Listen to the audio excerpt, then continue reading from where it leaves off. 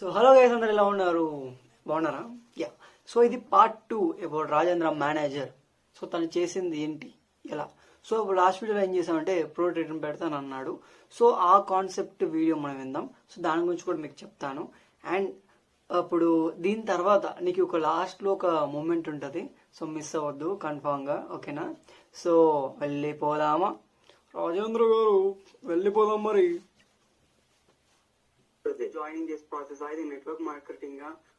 So వీళ్ళు join అయ్యే ముందు ఒక క్వశ్చన్ అడిగారు వీళ్ళకి. సో ఇది నెట్వర్క్ మార్కెటింగ్, చైన్ సిస్టమా, లేదా బిల్డింగ్, లేదా ఇక ప్రొడక్ట్ సెల్లింగ్, ఇదంతా అడిగారంట. సో అడిగారంటే ఇదంతా అడగరు, వాళ్ళు ఎలా అడుగుతారో చెప్తాను చూడండి.